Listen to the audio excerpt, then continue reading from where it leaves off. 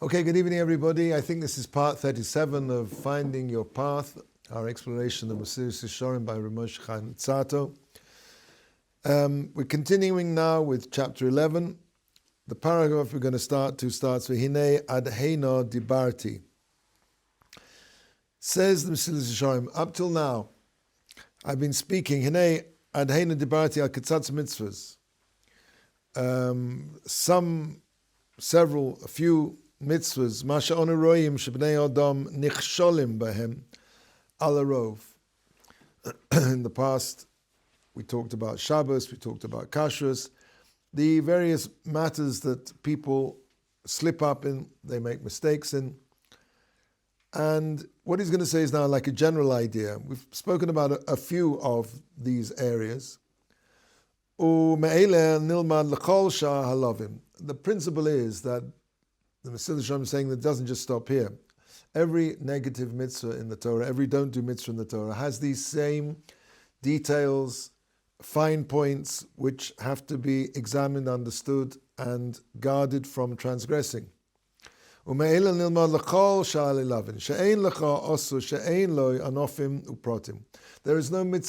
mitzvahs lo saseh, no negative mitzvah in the Torah, which doesn't have branches and specific details.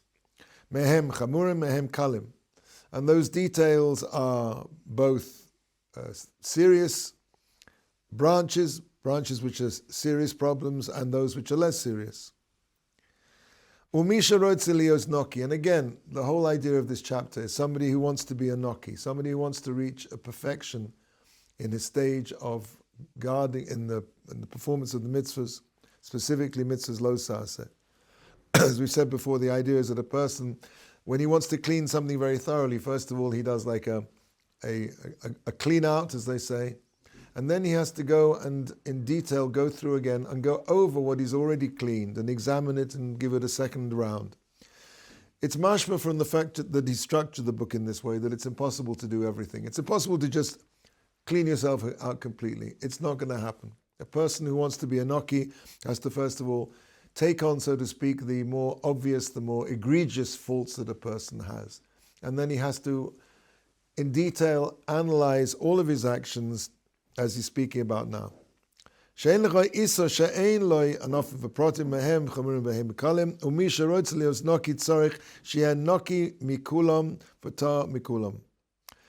wants to be a noki on the level of somebody who's clean, he has to go through all of the mitzvahs, and he has to analyze, as we said before, in great detail, his actions to become completely clean and pure.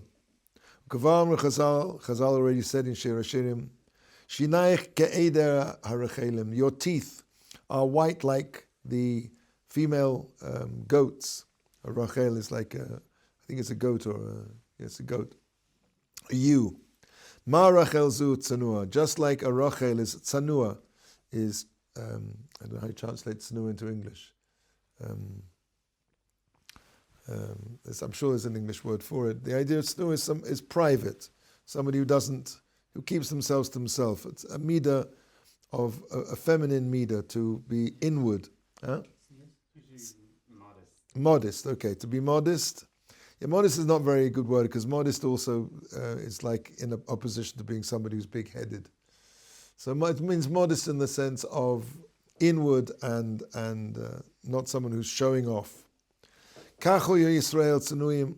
Yisrael, the Jewish people, one of their midas is to be naturally modest in that sense, modest in the sense of being private, inward, not showing off, not being, and that's why it says one of the characteristics of a Jew is that he's a baishan, he's easily embarrassed.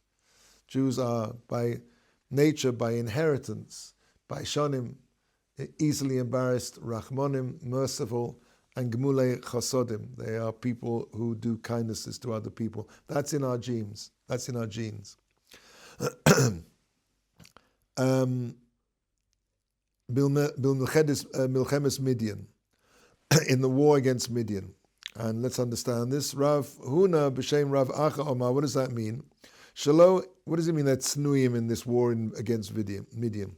Shalo higdim echad mehem tefillin shel rosh letefillin shel yad.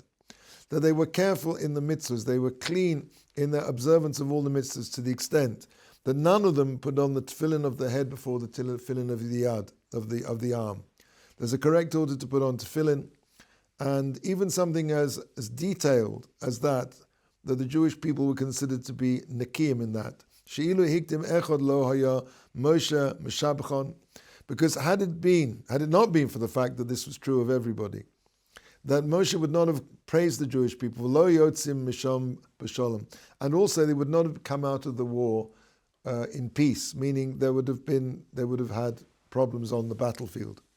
V'cheinu amar Yerushalmi, a similar idea says in Yerushalmi, hamasaper bein yishtabach liyotze, somebody who speaks between the bracha of yishtabach, as we say in the morning in Shacharis. There's a gap between yishtabach and the first bracha of the Shema, Yotze Ohr. Somebody who speaks between those two, which way is prohibited to do so, of course. Averi hibiodo, he has a sin in his hand. And they would send him back from war, because somebody who did such an avera causes a sakana, a damage to the whole of the army. He's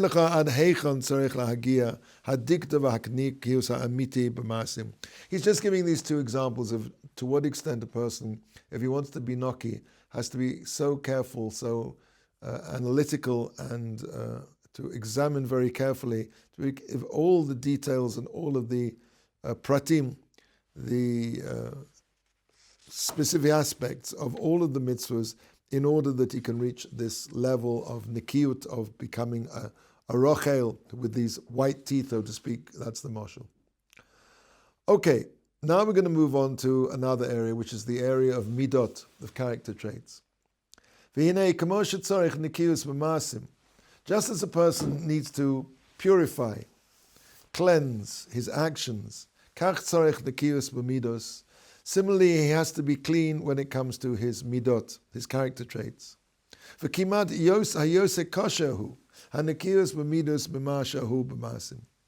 It's much more difficult. He says it's almost, but I think really what the emphasis means that he's definitely saying it is much more difficult to cleanse one's character traits than it is to cleanse one's actions. A person has much more of an ability to control what he does than to control who he is. The character traits of a person are really who he is. So to change those is an extremely difficult thing, much, much more difficult. And why is that? Because a person's nature acts on the way his midos, his character traits, much more than it acts on his actions. His actions are, at the end of the day, more controllable. Yain hamezeg v'hatechuna heim o mesaimim o misnagdim gedolim lehem. Because a person's nature will have a tremendous influence in either helping or hindering him from following a certain line of action. We'll see what he means. V'chol milchama shehi neged netiyas hateva. Any battle where a person is going up the leanings, the inclination of his nature, milchama chazakahu. That's a tremendously strong battle. Vahuma sheperishu ba'amrom zal, and that's what Chazal explained to us in Avos chapter 4 Dalet. Eze gibor hakovesh et Yisroi. Who is considered to be strong? The one who dominates his nature. Now it's interesting because the way I understood this pasuk was who is considered to be strong? Somebody who dominates physically, who doesn't respond to his Yetzer Hara, who doesn't do what the Yetzer Hara wants him to do. But you see the way the Mesilas Yesharim is understanding this pasuk. He's saying, no, who is strong? There's somebody who's kovesh is Yitzro, who actually inside himself manages to dominate on the level of his character traits, his natural instincts. It's not just he lets the instinct get to the point of wanting to do it and stopping the action. It seems to me what he's saying is here is that somebody that actually manages to dominate his character trait to subdue that character trait, to take that character trait and to dominate it at that level, despite the natural inclination of human nature. The character traits are very many. In fact, Kafi kol hapu'ulos sheyashayichem la'odam ba'olam, kamo kein hamidosenu she'achareihem hu nimshach pulosov. So there's a very interesting thing here. Every single action that a person can have is representing a character trait. Every single action that a person does is really an expression of something inside him. And everything that a person does, every action that a person does, is really coming from a certain, a certain way he is, his character trait. In fact, I'm just thinking now that there's a very interesting maima by Rav Dessler Zatzal called the Kuntras HaChesed, and he boils down all of the character traits in a human being. He brings them down into actually two major categories, which is the koyach hanatila and the koyach hanatina, the power of taking and the power of giving. The desire to take and the desire to give are the root of all human actions. And again, of course, the Mesilas is saying that every single action, if you think about it, and that's actually what the Mesilas, what Rav Dessler says, at any particular moment, a person is either being dominated by the desire to give or the desire to take. The desire to give is a godly, is the part of man which is B'Tselem Elokim. God is the ultimate giver. When a person gives, he is literally imitatio Deo, B'Tselem Elokim. He's behaving like God. God is the ultimate giver. Why? Because there's nothing that we can give him in return. That's axiomatic, because if it was possible, Chalilah, to give something to God, that would mean that he lacked that particular thing before. If I'm able to give him something, it means he didn't have that thing, whatever that is. Which means that in some way, God forbid, I made God more perfect, more complete, because I gave him something he didn't have. So God is the ultimate giver, as we say, axiomatically, because there's nothing we can give him. But to the extent that a person imitates God, so he becomes godly. The desire, the power to give is B'Tselem Elokim. And everything that a person, and as he says, at any moment a person's either being governed by that desire to give, which is godly, or the desire to take. And at any moment, these two desires, these two motivations can change quite rapidly from one to the other. But at any one particular moment, it's one or the other. The desire to take, he says, is the root of all evil in the world, all wars, all immorality, theft. Everything which is evil ultimately stems from this part of a person which is the desire to take, the koyach hanatila. So if we plug this into what the Mesilas Yesharim is saying, that given that there is these two overall categories, the desire to give, which is the power, the source of all good, and the power to take, the desire to take, which is the source of all evil. Every single action that a person doesn't is coming from a particular midah. Let's say that a person wants to eat an ice cream. So that ice cream, why does he want to eat it? Because it's coming from the desire to take, because he wants taiva. Now, it could be that if he wanted to eat some, I'm being a little bit extreme here, like eat a salad, so maybe the desire could be that's the desire to give, because he wants to be strong, he wants to be able to learn Torah, he wants to have koyach to look after his family and his friends, etc., etc. He wants to go out and do chesed. But every single action behind that action is a pa'ula, and that's what he's saying here. Could you have more than one at once? Could you have something that...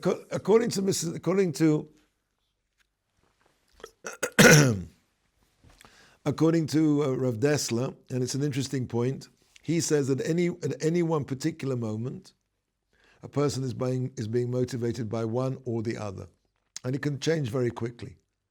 Have a look at over there in Kuntras HaChesed, which means, let's say, for example, I'll give you an example. My Rabbi once told me that he was learning very late one night in Ner Yisrael in Baltimore, and somebody came into the base. He was learning the base measures about 12:30 at night, and somebody came in, and he had to resist the desire to look around to see who it was that was noticing him being such a tzaddik. So on the one hand, there you go. There's the desire to learn Torah, which is a desire to connect to Hashem, which is a desire to create more kedusha in the world, which is from the power of Natina. But then on the other hand, in a split second that changed, and it probably changed back as well afterwards. I'm not saying he sort of went, but I'm saying to a desire for covered, a desire for glory, to be recognized, to be patted on the back, to be recognized. So at any one particular moment, this is what he says. It's an interesting observation that it could be just for a split second, but it can change very quickly. The same action can provoke something which is on the one hand good, and then quickly something which is not good, and then back again. So Midah of Gaiva essentially is basically a person connecting more to the animalistic part of himself. The Midah of Gaiva is connecting to the emistic part of himself? And animalistic part of Animalistic part of himself. The Midah of Gaiva is an evil. Gaiva is evil. We're going to be talking about that. Why is Gaiva evil? We'll see. Gaiva, pride, is something which is the desire to take. It's the power to take. I want to take. What do I want to take? I want to take respect. I want to take position. I want to take celebrity. I'm taking.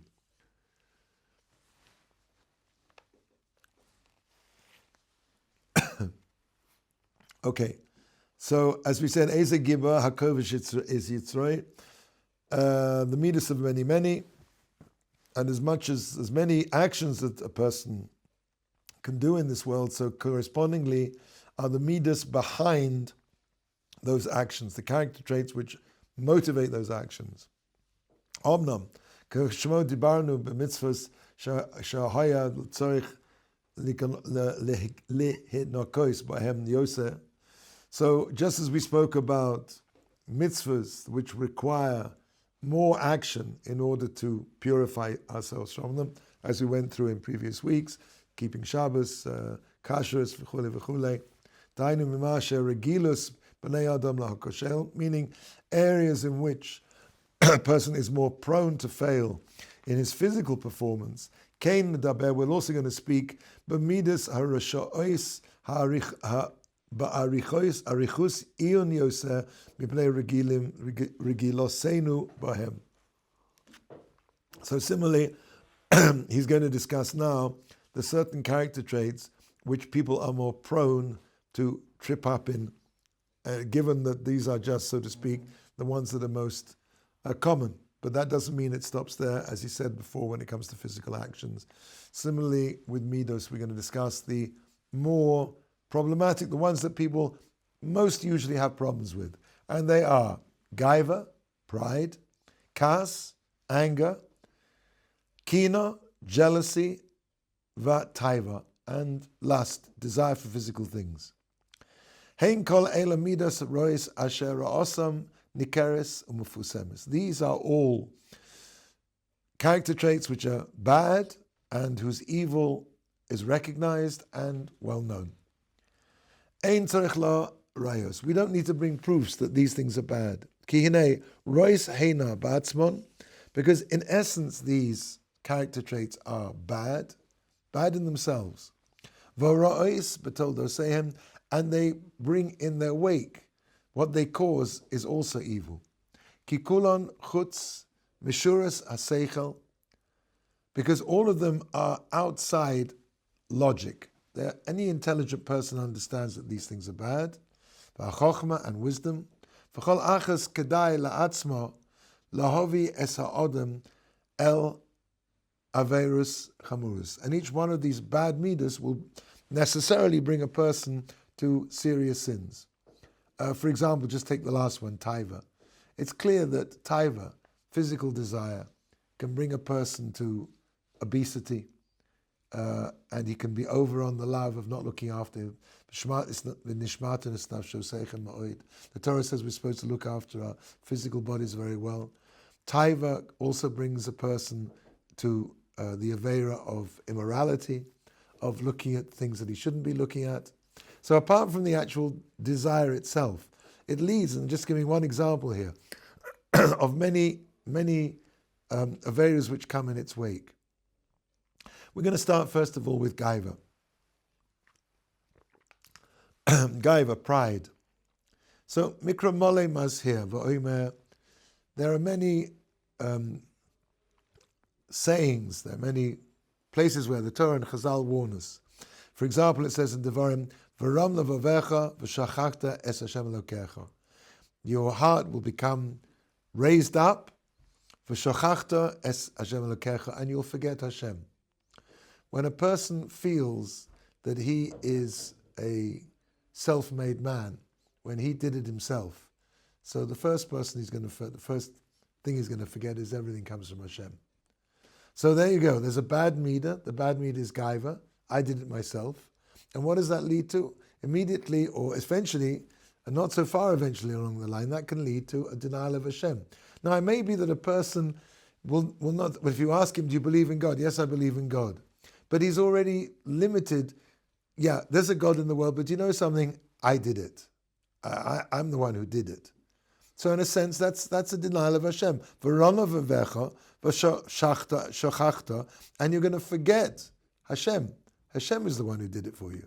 It just reminds me, it was a very nice story actually about Moshe Montefiore, who was a religious Jew who did a lot of good things to the Jewish people. He came to Eretz Israel many times, his last journey when he was 90 years old. And at an early age, he did basically tshuva. Came from an Italian grandfather, I think, was settled in England. He married, and his wife was a Rothschild. He became extremely wealthy. He retired at the age of 40-odd and devoted the rest of his life to serving the Jewish people. He rescued Jews from a blood libel in Constantinople that the Turks invented. He was a man, an Ish Tzibur, who dedicated himself to tzedakah and ma'asim tovim. And so the story goes. I heard the story from Rav Samit Shlita. And Rav Samit told me the story that basically, apparently the Chasam Sofer, who was at the time of Moshe Montefiore, spent a Shabbos with Moshe Montefiore in his house. He had a house in the east coast of England, Ramsgate. Actually, he set up a yeshiva there. It's a whole story. You can still go there and see just the remains of his house. It's all been sort of, but it's still an interesting trip there. You can still bits of the house. Being as it may. So the Chasam Sofer spent a Shabbos with Moses Montefiore, and after the Shabbos, Moshe Montefiore came to the Chasam Sofer and he said, did the the Rav in his stay here during Shabbos see anything that was not in accord with what's written in the Torah of Moshe Rabbeinu, Torah's Moshe Rabbeinu? So the Chasam Sofer said, I saw nothing here that was in accord with what it says in the Torah of Moshe Rabbeinu. Chasam Sofer said, what does the Rav mean? He says, state in the Pasuk, this Pasuk, V'ram levavecha, and you'll get rich and you'll get powerful. V'shachachta es Hashem Elokecha, and you'll forget Hashem your God. And I see here is somebody who Hashem has made extremely powerful and wealthy, and b'kochi v'otzim yodi, has not fallen into the trap of thinking that it's his own efforts. Somebody who's enormously wealthy, enormously powerful, and he dedicates all of his time and his money and his efforts and all that Hashem has given him back to the service of Hashem. So that's an example of a person who had every opportunity to be a Baal Gaiva. Gaiva is really a strange thing, because if you think about it, people have Gaiva because, like for example, Montefiore, that he could have had, he didn't have it, but somebody who's very, very wealthy. And you hear stories about people say, I got up every morning at 5 o'clock in the morning, and I was there at 7 o'clock in the morning, and I worked all day and all night, and that's why I made my first $1 billion. Yeah, well, you know something? I know people who get up at 4 o'clock in the morning and they still don't make money. There's no guarantee that just because you work hard. So, you know, that's kind of a little bit understandable how a person can feel that they did something. Really, everything comes from, you know, the self-made man is as rare as the Loch Ness Monster or the Yeti. Yet to be spotted. There's no such thing as a self-made man. Hashem, I mean, there's a famous joke that goes that they asked this rich person, you know, how you were so successful. So he said 80% mazel and 20% seichel. And I said, if I had a little less seichel and a bit more, I'd have had a bit more mazel. In other words, mazel meaning, mazel, mazel, comes from the lashon of the zila, of a flow of current from upstairs, of hashba. Hashem brings everything to us. We think we're doing something. No. If we turn up in time and we do what we're supposed to be doing, Hashem will decide to give us what we deserve.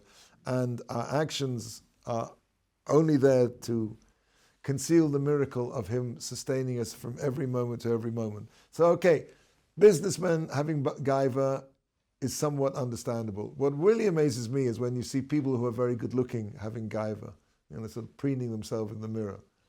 You know, I mean, what did you do? You know, not only do you have to thank Hashem that you have 2 eyes and a nose and a mouth, but you have to thank Hashem that Hashem arranged these 2 beautiful eyes you have and your nose and your mouth in a beautiful shape, and you're a beautiful person. That's a reason to give more thanks to Hashem and to be more humble. As I said, you know, being a businessman, you might mistake yourself, but what did you actually do to become beautiful? And yet you see, beautiful people often fall prey to this problem of gaiva. That's pride. Now, kas, anger.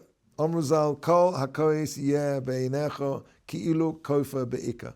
A person who gets angry is like he says he's denying Hashem in essence.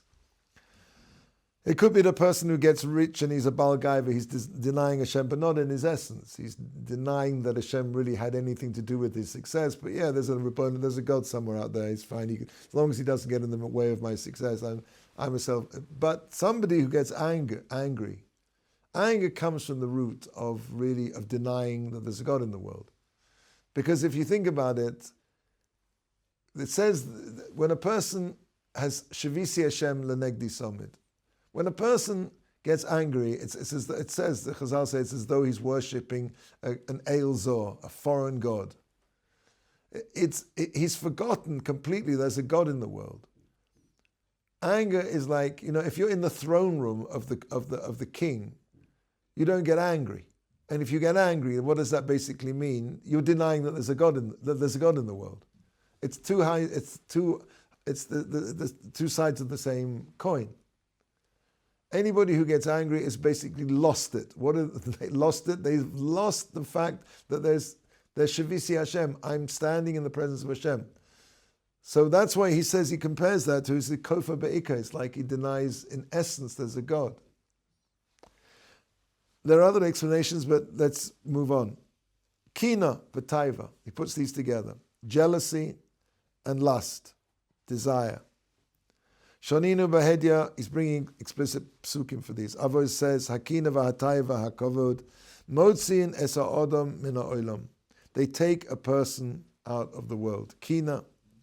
A kina, a person who's eaten up with jealousy. He has no life. Because his entire life is lived in negativity.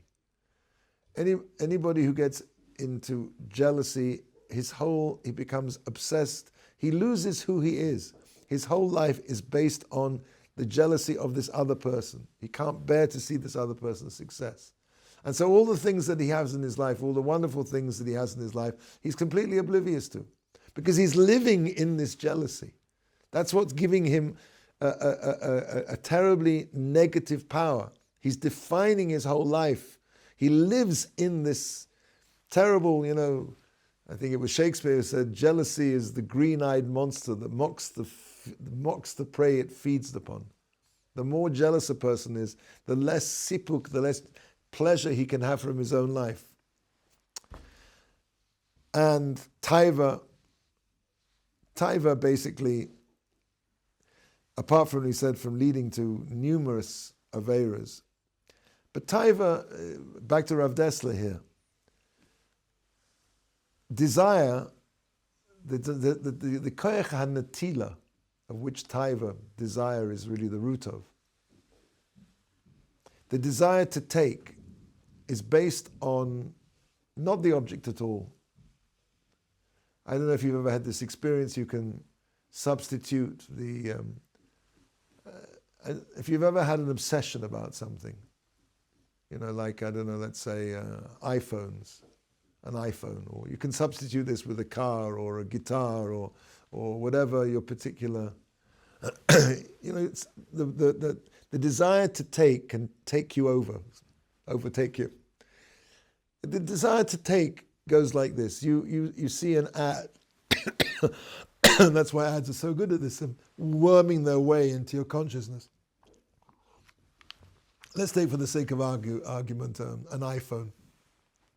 So, you see this ad for the latest iPhone. What are they up to now? iPhone, I have no idea. What is it? 15, 16, 17, whatever it is. They have iPhone 18. Wow. And you think, wow. Of course, if you're not interested in phones, then please substitute whatever. What are you interested in? Cars, guitars. I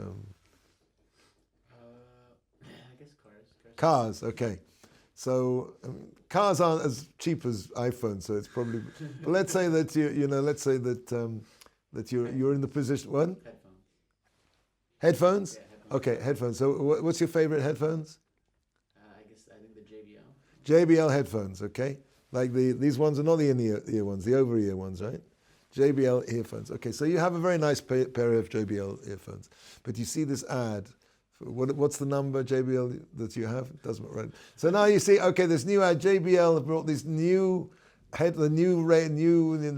JBL X triple Z 4-stroke double M, right? Pro, Extreme, whatever it is, which are like somewhat better than the ones you have. Probably not much, but you see this ad, and then something in your head goes click, and you just can't stop thinking about it.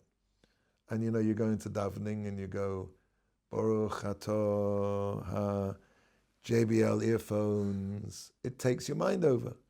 And you just think, wow, if only I had those JBL earphones, if only I had those earphones, if only, everything in my life would be solved. It would just be so... I can see you smiling, so I understand that, I'm getting through, right? And what happens? So you get the JBL earphones. And what do you go? Wow, these are really great. But somehow it didn't do it, because 10 minutes down the line, or 10 days down the line, or 10 weeks down the line, really they're just the same as the other earphones, maybe a little bit better. But what you wanted, you didn't get, because what you really wanted, says Rav Dessler, is to take what you didn't have and move it within your perimeter. The desire to take, as we said, is the green-eyed monster that mocks the prey it preys upon. Because all the desire to take is about is possessing. The act of possession itself. And of course, once you've done that, once you've had that act of possession, so you've got it now. So it sits in the back of your room with all the other trophies which were supposed to be it that you ever bought or wasted your money on in your whole life. And of course, we're suckers for this, because we keep doing it over and over again, because the koyach hanatila is something so deep in a person, the desire to possess. And of course, it's a fakery, because it's nothing to do with the thing itself. So that's taiva. And the Gemara goes into details. It says, it talks about immoral relations, that mayim genuvim matukim. The idea of being able to have illicit relations is much sweeter than when it's beyond your grasp. As soon as it becomes something which is available to you, it's yours, you don't want it anymore. Or at least it didn't hit the spot, because now it's moved on. It's moved on to the next thing. whatever that is, the next headphones, the next guitar, the next Ferrari, fill in the blank. Whatever that is, it's never, ever going to fill that spot until a person realizes that the desire to take is an insatiable, devouring beast which will eat a person up.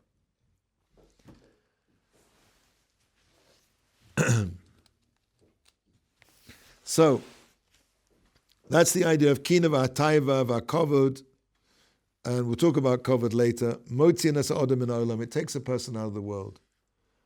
It takes a person out of the world, as we said. One reason is because it doesn't leave a person to live with what he has. It removes him from the reality and the joy that surrounds him. But also it leads to him being taken out of the world because he comes to do aveiros. Because a person, when he allows these bad midas to overcome him, kina will lead to a person doing somebody else down, damaging his reputation, or damaging physically in extreme circumstances. Taiva will lead to him, God forbid, doing immoral things, or adultery, God forbid. Kovod will lead a person to also the desire of status seeking can lead to all kinds of evils as well. And we'll go into those later.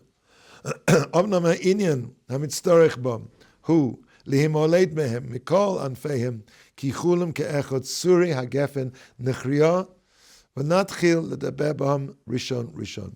However, the inyan, which is we have to understand here, is that every bad midah, and again, he's just choosing the midas which people are most prone to fall down in. But as he said before, every action behind it is a midah, and all of them require checking and examination. But the inyan, what we're speaking about here is that a person has to turn aside, he has to remove himself from these and all of their branches, all of those sneaky little side streets that come from these bad midas, because all of them, as one, are deviant offshoots of a strange vine. Now, this is a very interesting phrase here. I didn't really get to look at it a lot, but if you think about it, it's a bit of a tautology. They are surei, deviant offshoots, migefen nochria, of a strange vine. There's a double thing here. It's not just they're deviant offshoots of a vine, they are deviant offshoots of a strange vine. I don't know.